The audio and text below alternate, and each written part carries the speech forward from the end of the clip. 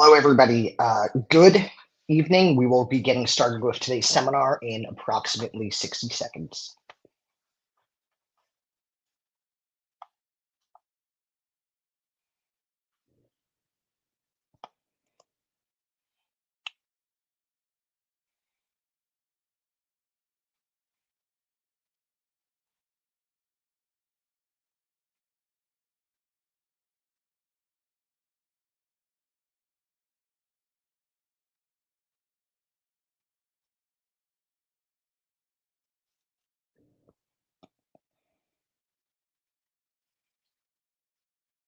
All right. I think we're good to go here. So, welcome, everyone. Today is a free seminar on poker odds. Now, this is geared towards people that are basically more of a novice player to the game, more of a person that you've played poker a few times. You're not some sort of expert. You're not a wizard. You're not playing super high stakes, right? This is targeted towards people that you know that a full house beats a straight, right? You know that three of a kind beats two pair, but you don't understand all of the math behind it. You don't know when you should call, when you should fold necessarily, that sort of thing. And that's what today's session is really here to focus on.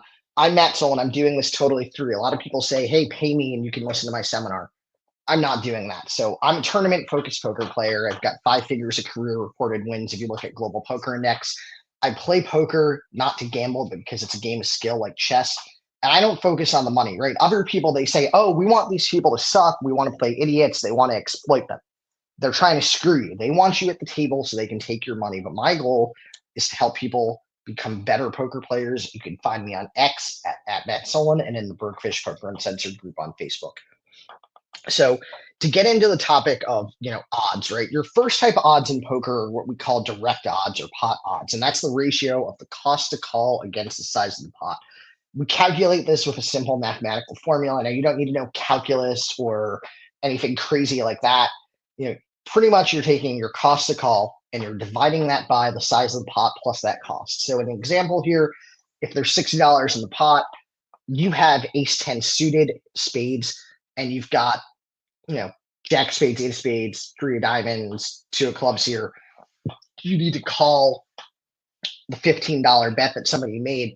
Your cost to call is 15. You've got 60 in the pot. So we're looking at that calculation being 15 divided by 60 plus 15, which is 75.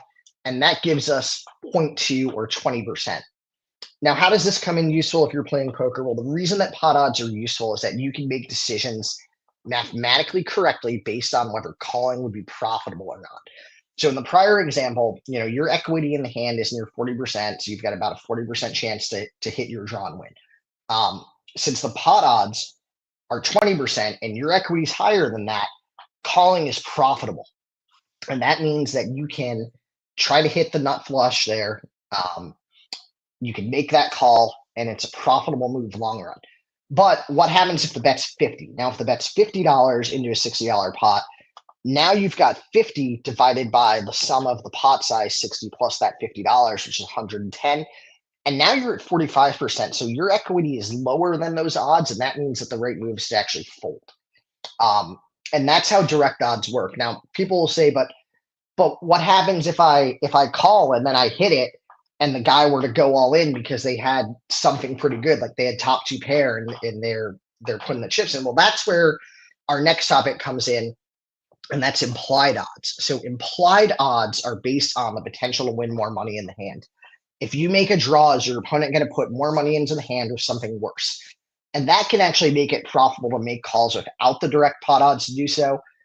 Good example is when you think of low pocket pairs, something like pocket fours, pocket fives. If your opponent, if you think they've got aces or kings, because they're that nit player that they only ever raise in early position when they have like aces or kings or maybe queens, you could actually profitably, not from direct odds, but from implied odds, make a call. For example, if let's say, there's 15 in the pot, and let's say they sort of did a very small raise, right? Let's say it was, playing a $1 game, they raised to 5.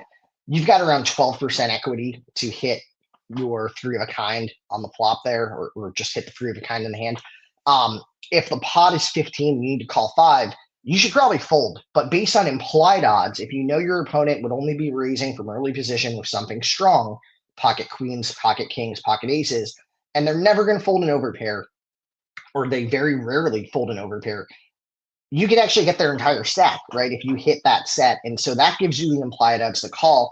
And this becomes more important when you're playing deeper stacked poker, right? If you're playing a stack that's short, say 40 big blinds, 50 big blinds, doesn't come into play as much. But if you're playing 300, 400 big blinds deep, then it really does come into play in terms of the implied odds. And that brings us to the infamous topic of reverse implied odds. By the way, if you have questions, feel free to send them over. We can have them up on the stream here. If you just comment on YouTube, you can pretty much do that. So reverse implied odds, these come basically into play when we're talking about the potential for you to lose more money when you continue in a hand. So if you hit a draw, let's say you hit that draw, but you do not have the nuts. And for those who are new and don't know what the nuts is, the nuts is when you've got the mathematically unbeatable hand. Nobody can beat you. So, you have pocket queens and the flop is queen, queen, two. The turn is a six. And then there is a seven on the river. Nobody can have a straight flush. Nobody can have a better four of a kind. Obviously, nobody has the royal flush there. That's something where you can't lose. And when you have that sort of situation, you don't have to worry about reverse implied odds, because if you have the absolute unbeatable hand and everyone's drawing dead, then you obviously aren't losing money in that hand. But if you're drawing to something that's not the nuts, for example, you have king of diamonds, jack of diamonds, not a terrible hand. You have 250 in your stack. You call 25 in a $75 pot, and you flop a flush against an opponent with a $300 stack. You're at risk to lose all that, because if your opponent flopped or they get the better flush, let's say they had ace of diamonds, 10 of diamonds, then when that happens, you may not be able to fold that strong hand that you have, right? The king high flush. And so the deeper your stack, the more you have to worry about implied odds, or sorry, reverse implied odds. And increased reverse implied odds can actually make it smarter for some people to actually consider folding. Not folding. Smarter for players to actually stop playing and lock up a win. If you bought into it, let's say you're playing 1-3, no limit hold'em, you get a hand that's good. You've run up your stack from the $300 you bought into $1,000. Your reverse implied odds are a lot worse than somebody who just has $50 on the table. And so you might want to lock up that win, get out of town, lock it up. Obviously, don't hit and run. Don't win a hand and then go like, haha, you suck, and leave. People are going to think you're terrible and hate you. But, if you've been playing a while, tell the table, hey, I'm heading out in 20 minutes or 30 minutes, right? Something like that. And then actually leave, lock up your win. Now, putting this to use, right? So, there's a lot of ways to put it to use, but if you're a newer poker player, you probably do not want to be sitting down at the local casino, sitting at the $10, $25 table, $2,000, right? So a good way to put that to use is to actually consider playing lower stakes online. There's a group on Facebook, Brokefish Poker Uncensored. They do a 25-cent, 50-cent game. It's great. You don't have to have a lot of money. $20 will get you into that. And you can fire there.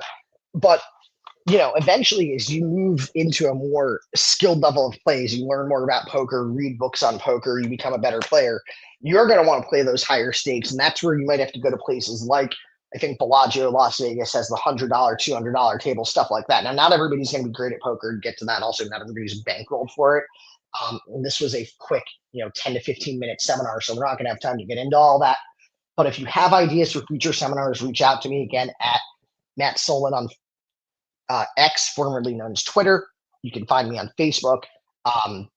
You can, ask poker questions there. Tell me things that you want to hear seminars on. And I'm doing this for free. My job is not to convince terrible players to keep playing bad so that everybody can exploit them and screw them and take their money. My job is to actually help people learn to become better poker players, because if everybody at poker, except for the top 5%, sucks, eventually that top 5% gets all the money and everybody else is broke and they can't play. And then there's no, giant tournaments that you're going to see with the prize pool hitting $2 million on a $300 buy-in or whatever the case might be, and it's bad for the whole poker ecosystem. And plus, it's also just bad in general, right? If you consolidate all the money in the top 5%, then you've got other people who they're not going to go play poker, and that generates a lot of ancillary revenue. It generates jobs. I know a lot of people that deal poker, especially in the New England area. And if it wasn't for these sort of average players or slightly below average but not complete punters, they might not have their jobs. So let's see if there's any questions that have come in here. Let's see here. One question that came in on Facebook, somebody goes, so if reverse implied odds are indicative of how much you could lose, doesn't it also mean that playing a deeper stack allows you to win more? And that is true, right? When we talked about implied odds, those come into more plays, you are deeper stacked. So things work both ways. If you are, let's say you're 1,000 big blinds deep and you have an opponent that has 1,400 big blinds, you could double your stack off them. You could go up 100% of your money. However, you could also get the second best hand, get it all in, and lose 100% of your money. And so that's where, bankroll management, being able to lock up wins can be smart for players, especially newer players. If you're not totally bankrolled to be playing, and if you are not used to playing deep poker, right? A lot of poker rooms, the maximum that you can buy in for is something like roughly 200 big blinds. And so a lot of people, they may be comfortable playing 200 big blinds deep, 300, 400 big blinds deep, but they don't have a lot of experience playing 1,000 big blinds deep. And that's where tournament poker really is better for that, right? Because you have more deeper stacked events and cash. And you're also in tournament, right? You have the opportunity to actually get a much better return. There's people that they sit at the cash poker table all day. They sit there for hours and hours. And at the end of it, they cash out, and you find out that 10 hours of playing and they've made $150. So that's $15 an hour. I just drove by a McDonald's today that had a sign saying they're paying 19. So you could get an entry-level job at McDonald's and make more money than that player. On the tournament end of things, there are people that they've gone to a $400 tournament and they have cashed for $100,000, which for some people it's life-changing money. For other people, maybe it's not, but 100,000 is a decent amount, right? If I wanted to go buy, I think, a Cadillac Escalade, I could get one for that money, right? I could also take a vacation pretty much anywhere in the world, probably in first class. Private jet, probably not so much. Those actually can cost more than 100K for a single flight. But you get the idea here. There's a lot more lucrativeness in tournament poker. Anyway, I've actually got to go jump into the Brokefish social game. So if you want to join me, check out Brokefish Poker Uncensored on Facebook. There's easy to join. All you need is the Club GG app. You can try to take my money on there, or maybe I'll take yours, but it is a fun time. I wish everybody a good evening. Happy Thursday. Also, Thursday Night Football is on tonight, so you can watch that while playing poker, since GG works on iPhones, iPads, Android tablets, Android phones, and also Windows 10 and Windows 11 computers. It does not have a Mac app, unfortunately, but if you're on a Mac, you may want to consider looking at something like Parallels Desktop to see if you could run it. Everyone have a good evening. Goodbye.